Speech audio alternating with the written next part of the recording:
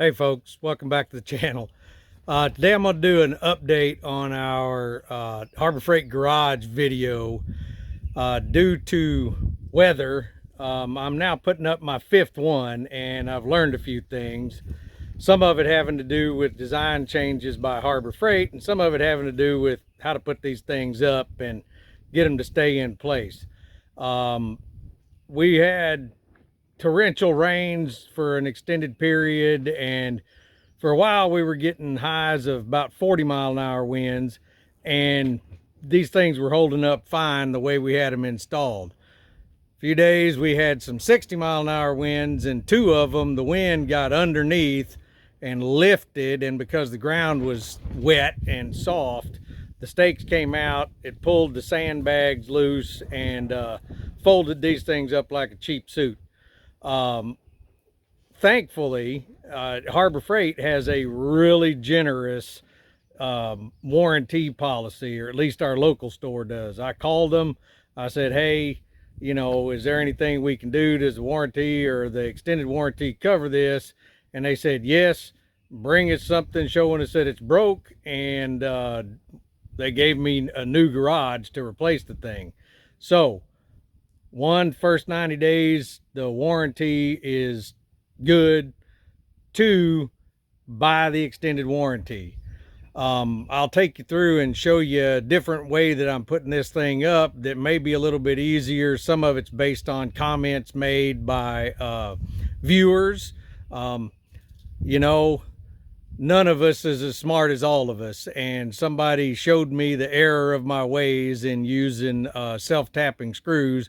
A lot easier way, because you're really just trying to hold this thing together till you can get it up, because the ratchet straps hold everything together once it's up. So I'll show you that, and I'll show you some of the design changes they've made on this new generation that actually make it a lot better system. So one of the things I figured out is to put these bays together laying flat on the ground.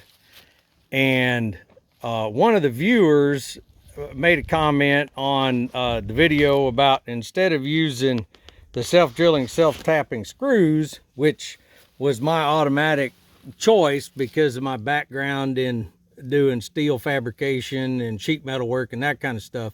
Instead, they said, hey man, I put mine up just using duct tape. Friggin' genius. A lot easier, a lot less time, and it's got a little bit of flex to it.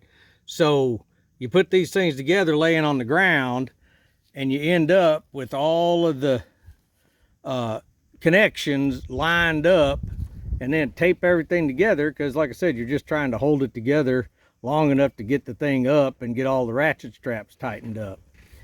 The other thing is, because we've been having so much wind, put the ends on and go ahead and lightly ratchet strap them together so everything will stay together and you're not fighting too many pieces.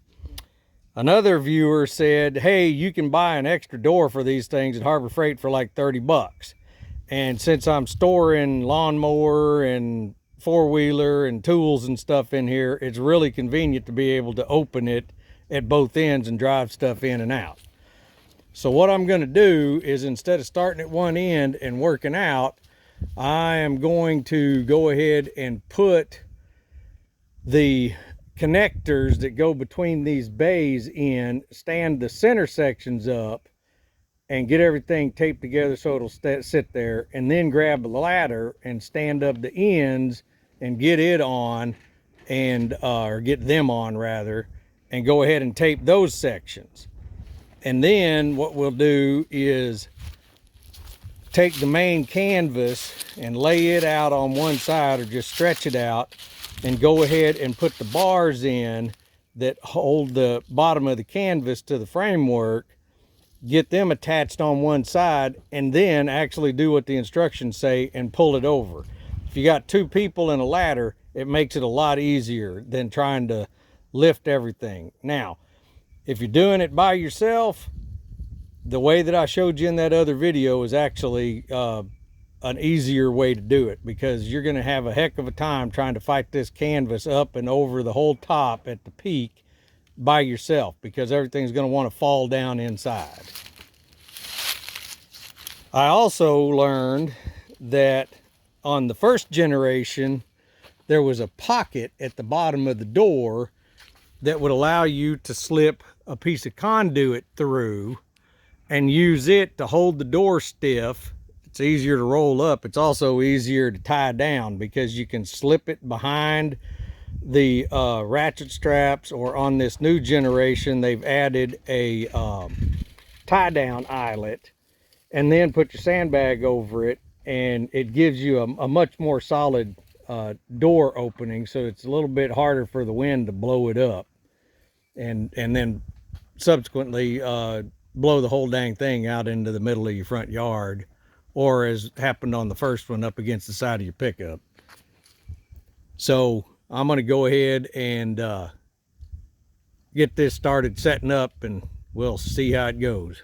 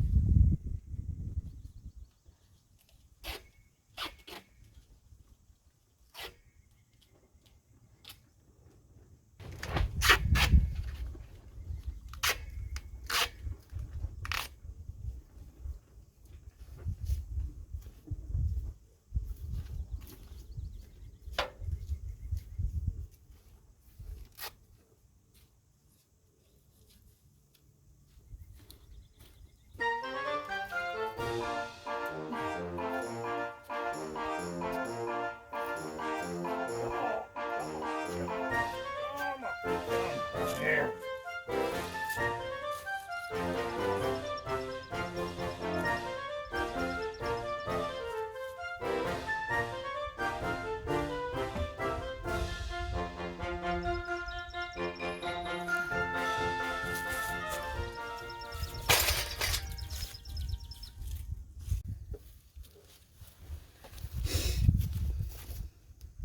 Okay, since I tried to set this up by myself and it turned into a basket of snakes, I had to go pull my lovely wife off of what she was doing and have her come help me.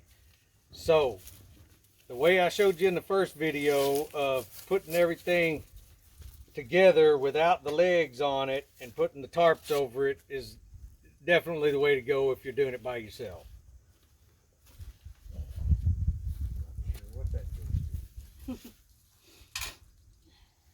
All right. It was extra. Yeah, so what we're going to do is stand this up, and once we get it kind of squared up, you steady it, then I'll stand this other one up, and we'll put the two together, and I'll throw some tape on it, and then we'll get it where it needs to be. So this is what you're going to stand up, and I'm just... No, you're going to help me stand this up and hold it. Okay.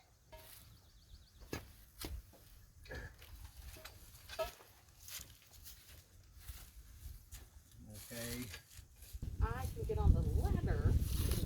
Let me get one in. Okay.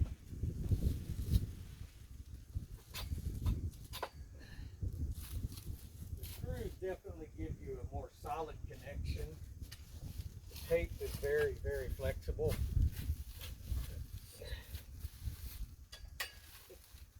Hang on. Okay. Kind of like getting stuff out of the trailer. Yeah. It's like a toddler helping when you want to be nice, but I just didn't want the crap falling on you. Okay, so why? Oh, you put because I'm an idiot, because I put that one on backwards. All right, after a brief video intermission for stupidity, because I put this section right here on upside down, so we had to take it off and put it back on. We're going to stand this end wall up now and get it tied in, and then move to the other end and do the same thing.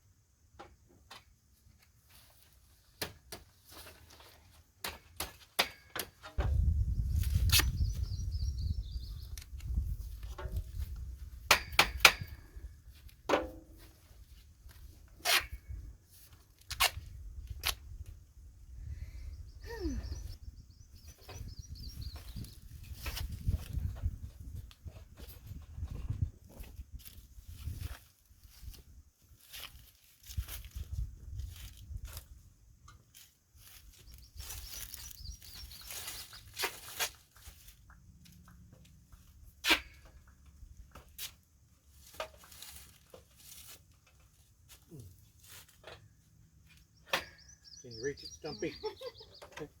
Only There's another step. I'm not going up that high. I have 2 fears. Walking sticks and heights. And beer. Oh. Third verse, same as the first. Of course, I'm a dummy and put the ladder right in the way. Oh no, it's far enough back. Okay.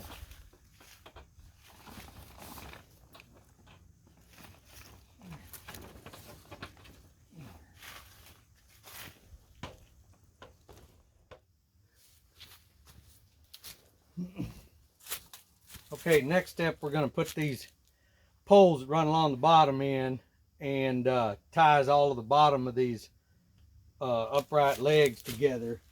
Now, one of the changes that they made in this iteration is they made the hardware much smaller than it was before. I don't know if it's going to hold or not over time, but it is a 10 millimeter, of course, and it's the typical not very effective Chinese locking nuts. So like I said, we'll see how it's going to hold up over time.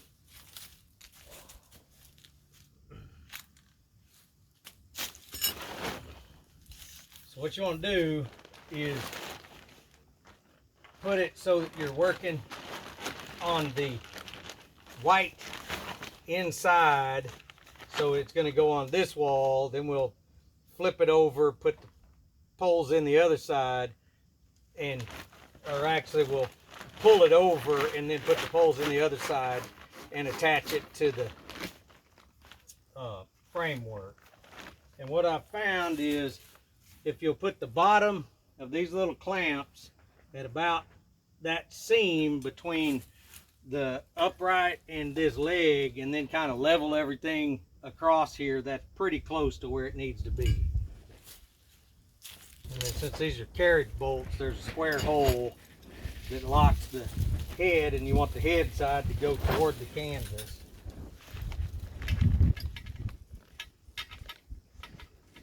All right, since it's not a complete hurricane today, I'm going to try to bring this canvas over by myself to see if it can be done this way. I'm not sure it's going to work, but we're going to give it a try.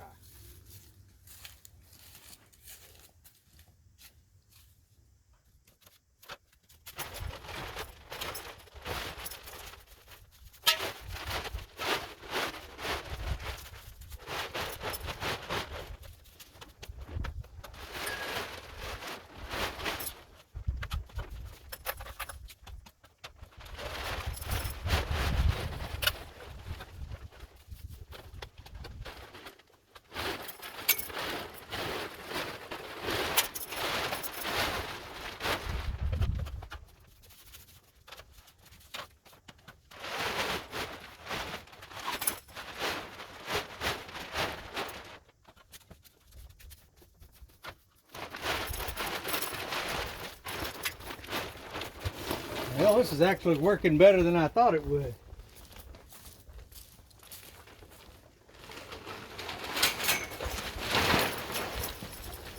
And one thing I didn't mention, before you start messing with these canvases, go ahead and temporarily put these ratcheting ends on, because it'll keep you from jerking the strap back up in there and having to try to find it.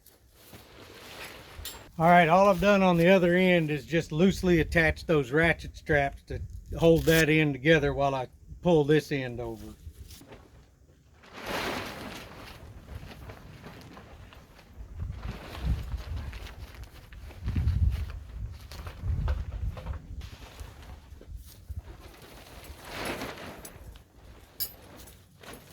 And when you put the inside, the end door ratchet strap on, put it on the inside hole, and then put this on the outside hole, and that way they'll pull against each other.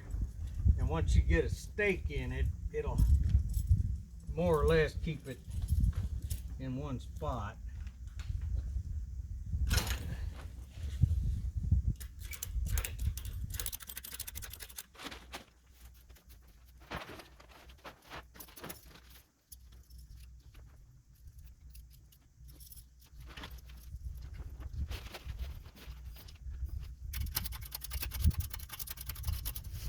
Putting that canvas over worked better than I thought it was going to. Now, next step is going to be putting these anchors in. And I think I mentioned it earlier that they had done some design changes to these things. They put these eyelets in so you've got something that'll tie down the whole structure. But they also improved these anchors. They are a lot heavier duty, and they welded this eye up. When I tried to use the original really small gauge anchors that came in the first one of these that we got, I succeeded in hitting a rock and twisting the thing off. And part of that is because it was pretty dry. Now with the ground wet, these things will actually kind of move a rock out of the way and screw on in, and they've been holding up pretty well. I've kind of been surprised.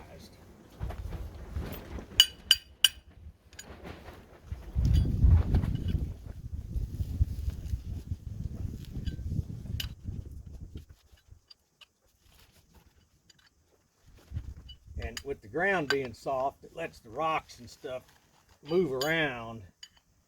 So they work pretty well. If you live someplace that's just sandy, loamy soil, I don't think you'll have any problem.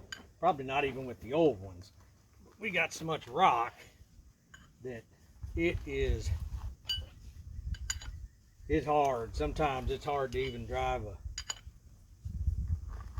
stake in the ground with a jackhammer.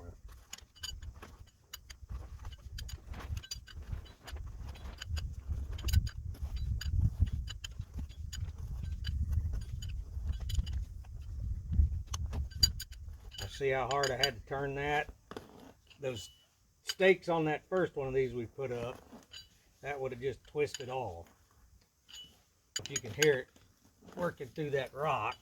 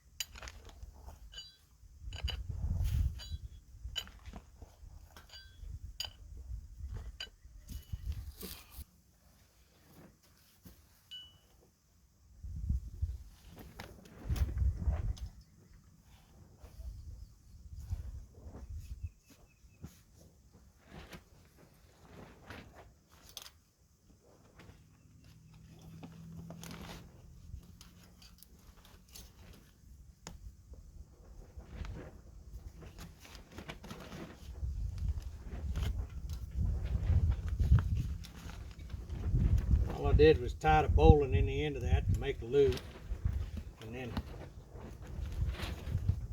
run that through there, tie a couple of half hitches in it. That way if you need to come back and tighten it up, you can. One thing,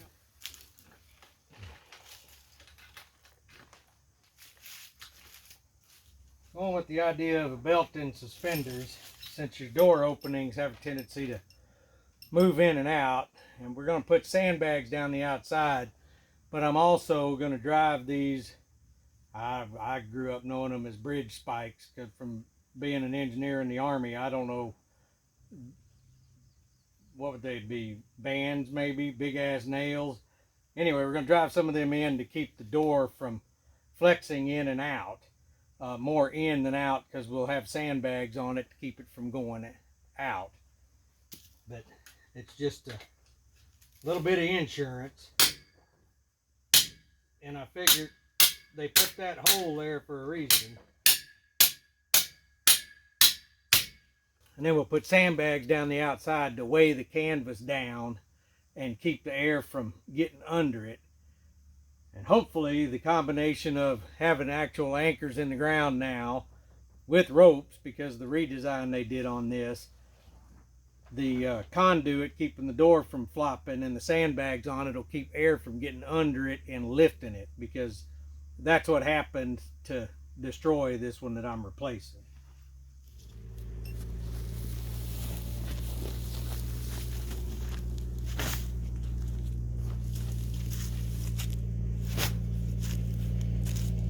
This is back together, sandbags on it, stakes in it, auger stakes or tie down stakes put in, rope down. So I think that we can call this one done. And of course the conduit in the door so you can roll it up and down easier and then put the sandbags on it. I think, barring something exceeding 60-mile-an-hour winds, that this ought to work. All right, folks, thanks for hanging out with me and getting another unplanned project done. Of course, we never know what Mother Nature is going to throw at us.